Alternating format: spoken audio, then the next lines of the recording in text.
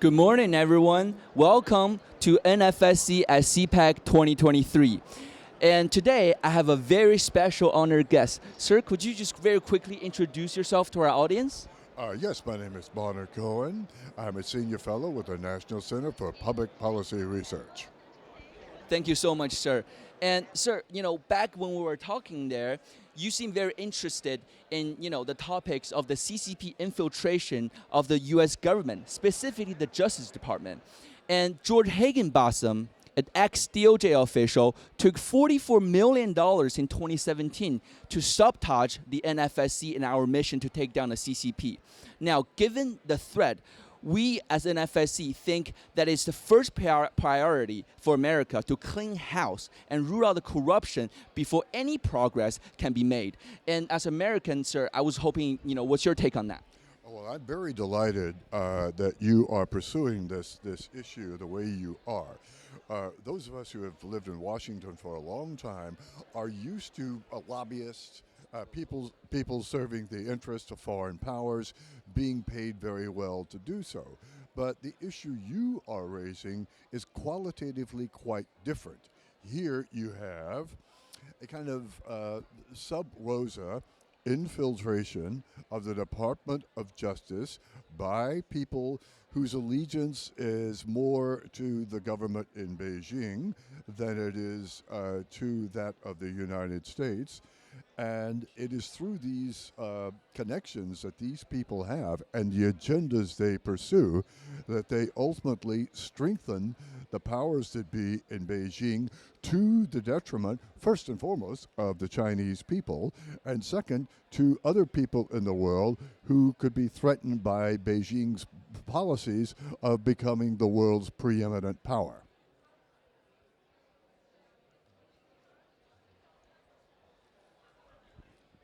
Beautifully said, sir. Beautifully said. And especially touching when you bring up the distinct differentiation between the Chinese people and the Chinese Communist Party, who have put shackles of slavery onto the Chinese people for hundreds of years. Now, when it was merely several years after the U.S. first enacted embargo on the Soviet Union, that the sheer will of the German people and the Soviet people caused the Berlin Wall to fall, and with it, the Soviet regime.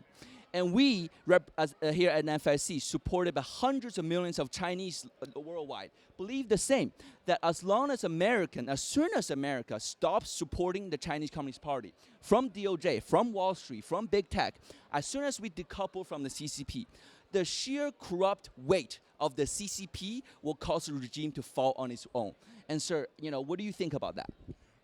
Well, we all remember, not fondly, what happened at Tiananmen Square in the late 1980s.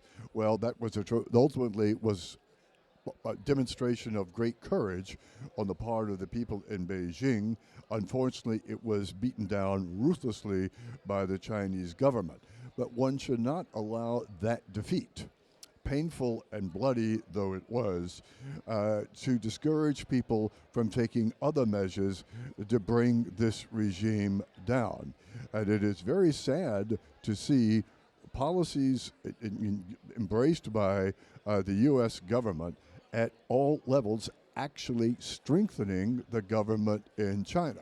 Here's a quick example. The Biden administration's embrace of what they call an energy transition to energy which they say will be green and clean. Well, the People's Republic of China controls the supply chain for wind turbines, solar panels, and the batteries that go into electric vehicles. That transition will line the pockets of people in Beijing and people who are doing business with them elsewhere, again, to the detriment of the people in China, as likewise to the detriment of the people in the United States, Europe, and elsewhere. These policies, undertaken for purely selfish reasons, to make money and to put even more governmental power into the hands of fewer people in the name of combating the so-called climate crisis, which is a complete hoax.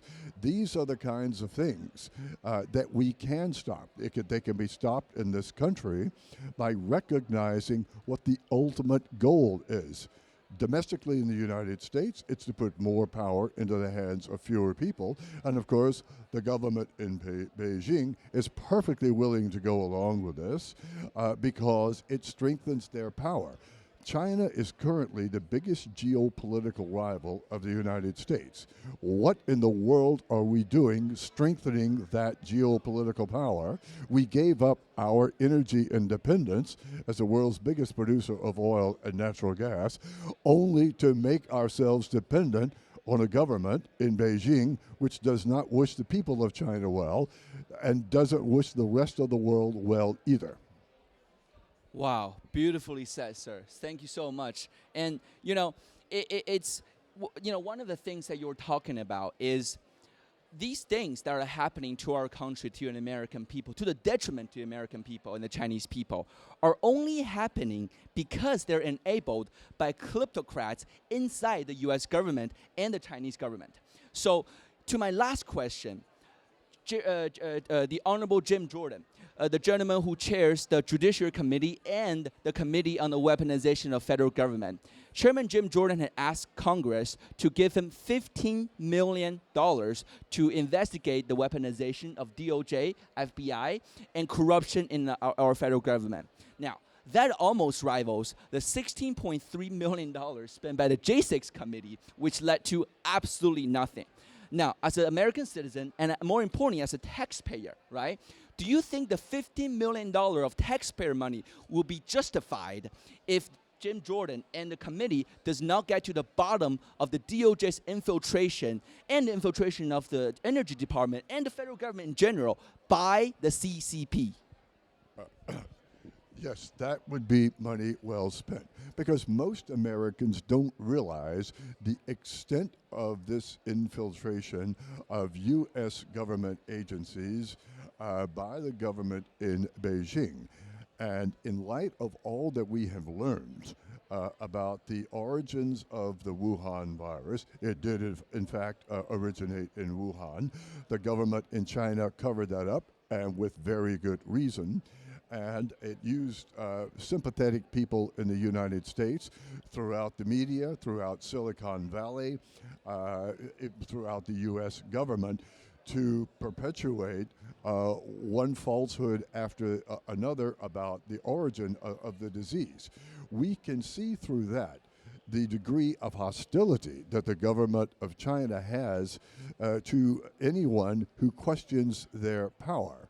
So anything that Congressman Jordan can do to shed light on this, bring this to the attention of the American people, and it's not receiving enough attention now. Anything he can do here would be most welcome, and I think would serve the interests not just of the American people, but ultimately of the people of China.